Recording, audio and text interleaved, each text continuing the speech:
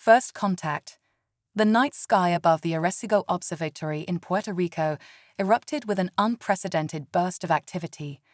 Dr. Elena Rodriguez, lead astronomer, stared at her computer screen in disbelief.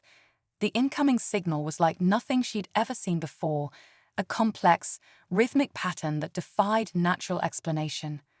"This can't be right," she muttered, frantically checking and rechecking her instruments. But as the minutes ticked by, the signal persisted, growing stronger and more defined. With trembling fingers, Elena reached for her phone. Within hours, observatories around the world confirmed what she already knew in her heart.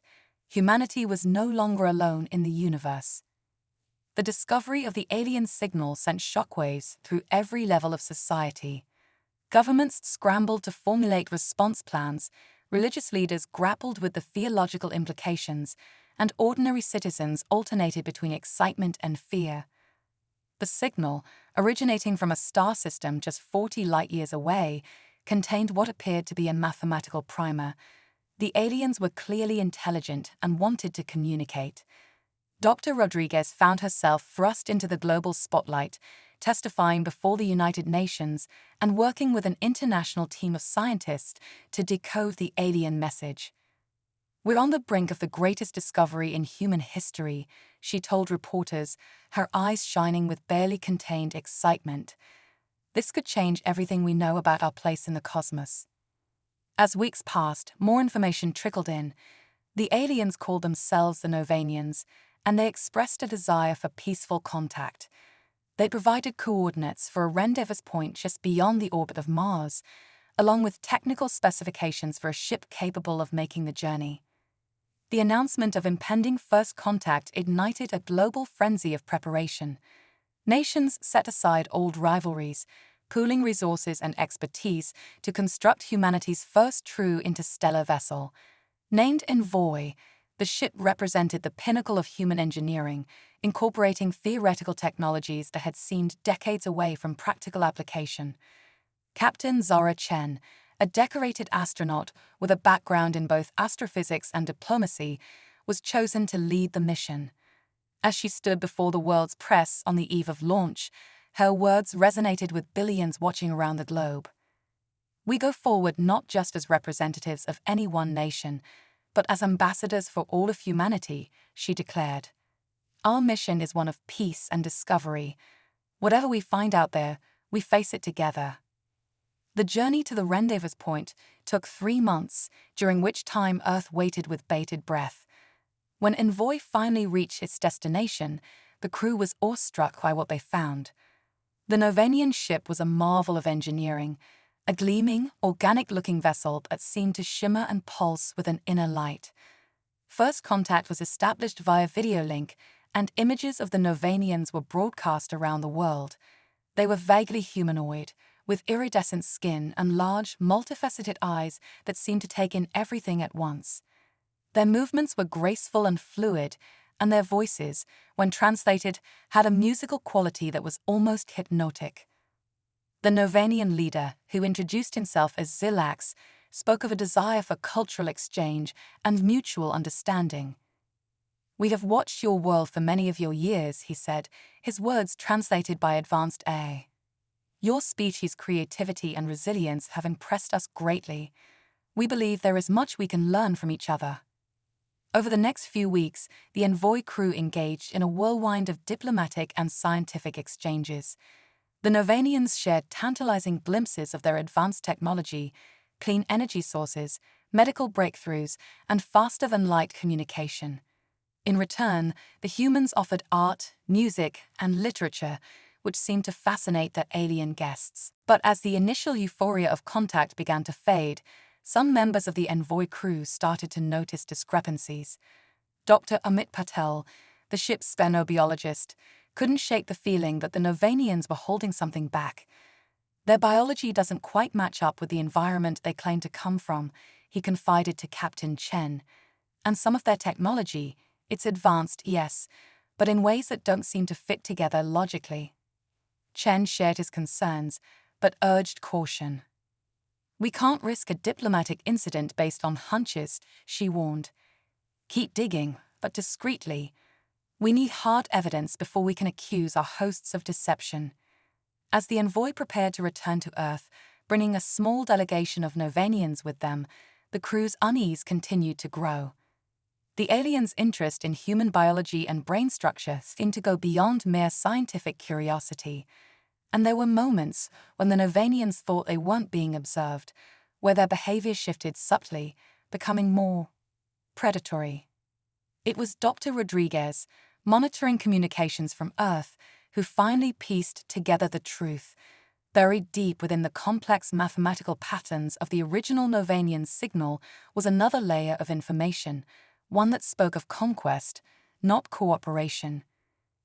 They're not here to help us, she realized with growing horror. They're here to study us, to find our weaknesses. As Envoy began its journey back to Earth, carrying what now seemed to be a Trojan horse of alien visitors, Captain Chen faced an impossible dilemma. Should she confront the Novanians directly, potentially triggering an interstellar conflict, or allow them to reach Earth, hoping that humanity would have time to prepare once warned? The fate of two species hung in the balance, with the true test of human ingenuity and courage yet to come.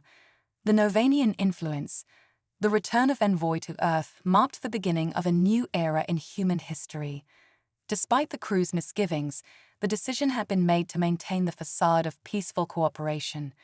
Captain Chen and her team had transmitted their suspicions in coded messages, allowing Earth's governments to prepare covertly while outwardly welcoming the Novanian delegation. The aliens' arrival triggered a global transformation. Novanian technology, carefully rationed and distributed, began to reshape every aspect of human society. Clean energy solutions eliminated pollution virtually overnight. Medical nanobots eradicated diseases that had plagued humanity for millennia. Global communication networks achieved speeds and clarity previously thought impossible. For many, it seemed like the dawn of a utopia. "We stand on the brink of a golden age," proclaimed UN Secretary-General Adebayo Okafor at a global summit. Thanks to the generosity of our Novanian friends, the problems that have long divided us are becoming relics of the past. But beneath the shining surface, currents of unease continued to grow. Dr. Elena Rodriguez, now heading a secret task force dedicated to unraveling the Novanians' true intentions, worked tirelessly to decrypt more of the hidden messages buried in the alien signals. What she found chilled her to the bone. "They're not sharing technology," she explained to a classified committee of world leaders. "They're reshaping us. Every gift they've given is slowly altering our biology, our thought patterns, preparing us for something." The revelation sparked fierce debate. Some argued for immediately confronting the Novanians, while others insisted on gathering more evidence. In the end, a compromise was reached. Earth would continue to play along, but would also begin covert preparations for potential conflict. As months passed, society began to fracture along new lines. Pro-Novanian factions emerged, hailing the aliens as saviors and pushing for even greater integration of their technology. "Why cling to outdated notions of humanity?" they argued.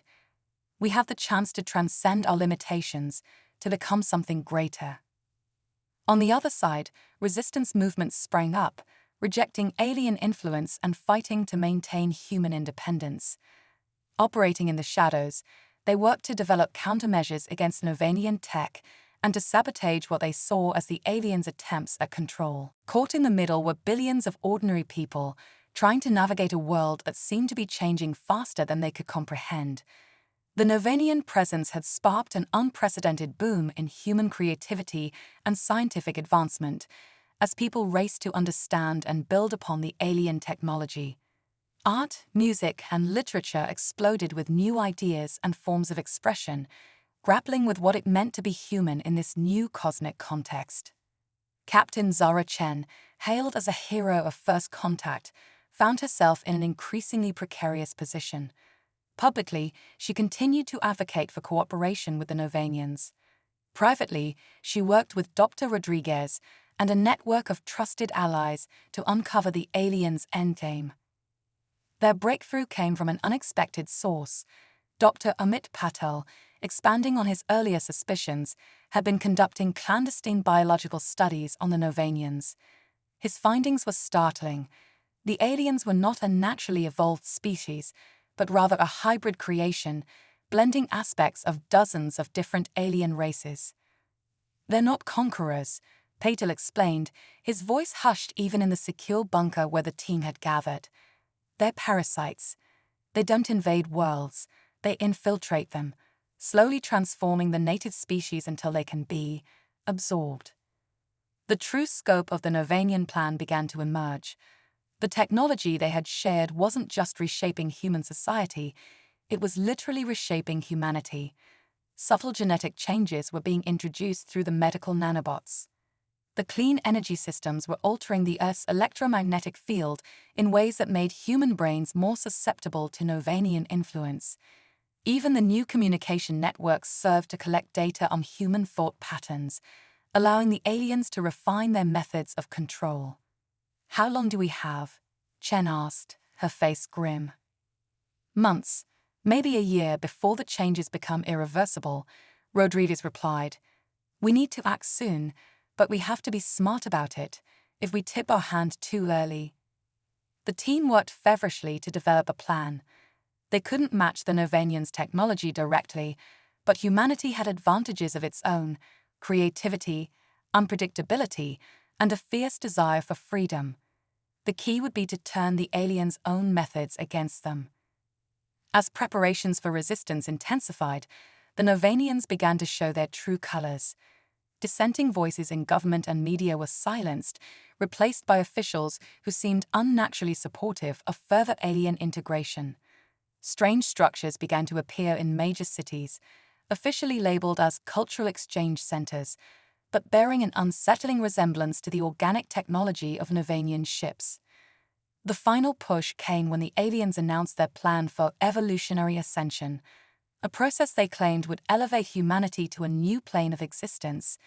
In reality, it would be the final step in erasing human identity and fully absorbing Earth into the Novanian collective. With time running out, Chen and her allies put their desperate plan into motion. Using a combination of adapted alien tech and human ingenuity, they launched a multi-pronged assault on Novanian control systems. The resistance emerged from the shadows, striking at key alien installations around the globe. And perhaps most crucially, they broadcast the truth to the world, breaking through the Novanians' carefully constructed illusions. The stage was set for a final confrontation that would determine the fate of humanity. As chaos erupted around the globe, with humans throwing off that alien-induced complacency and fighting back, Chen couldn't help but feel a glimmer of hope. Whatever the outcome, humanity had proven that it wouldn't go down without a fight. Humanity's stand. The world erupted into chaos as the truth about the Novanian presence spread. Centuries of human conflicts paled in comparison to the battle now raging on every continent. It was no longer nation against nation, but humanity united against an alien threat that sought to erase their very essence. Captain Zara Chen found herself at the heart of the resistance, coordinating a global network of fighters from a hidden command center deep beneath the Himalayas. The irony wasn't lost on her. The very communication technology provided by the Novanians now served as the backbone of humanity's defense. "We've got reports of major uprisings in New York, Lagos, and Shanghai," reported Lieutenant Kira Yoshida, her fingers flying over holographic displays. "Our forces have taken control of the Sydney Cultural Exchange Center, but we're meeting heavy resistance in Moscow." Chen nodded grimly. "What's the status on Project Prometheus?" Dr. Amit Patel looked up from his workstation, dark circles under his eyes betraying weeks of sleepless nights. "We're close. The reprogrammed nanobots are ready for deployment. If this works, it should undo most of the genetic alterations the Novanians have introduced." "And if it doesn't?" Chen asked, voicing the fear they all shared. Patel's silence was answer enough. The early days of the conflict had been brutal. The Novanians, their true nature revealed, abandoned all pretense of benevolence. Their organic technology, once marveled at for its beauty, now showed its terrifying military applications. Cities were engulfed by rapidly growing structures that seemed to defy the laws of physics. Those humans who had most eagerly embraced Novanian gifts found themselves transformed into monstrous hybrid foot soldiers, their minds subsumed by the alien collective. But humanity proved more resilient than the Novanians had anticipated. The very creativity and adaptability that had first drawn the aliens' attention became their greatest weakness. Human scientists and engineers, building on their understanding of the alien tech, developed countermeasures at a staggering pace. Guerrilla tactics kept the Novanian forces off balance, unable to bring their full strength to bear. Dr. Elena Rodriguez, coordinating the scientific front of the war effort, made perhaps the most crucial breakthrough. "They're not invincible," she announced during an emergency war council. "Their hybrid nature, the very thing that makes them so adaptable, also makes them vulnerable. They can't maintain their cohesion under certain electromagnetic frequencies. We can literally shake them apart." This discovery turned the tide of the war. Specially tuned sonic weapons proved devastating against Novanian ground forces. The aliens were forced to retreat to their fortified strongholds, buying humanity precious time to regroup and push forward with Project Prometheus. But the Novanians had one last card to play. As Chen and her team prepared to launch their counterattack, the alien leadership issued an ultimatum: surrender or watch Earth's major cities be obliterated from orbit. "They're bluffing," insisted General Hakimose, the highest-ranking military officer to escape Novanian influence. "If they had that kind of firepower, they would have used it from the start."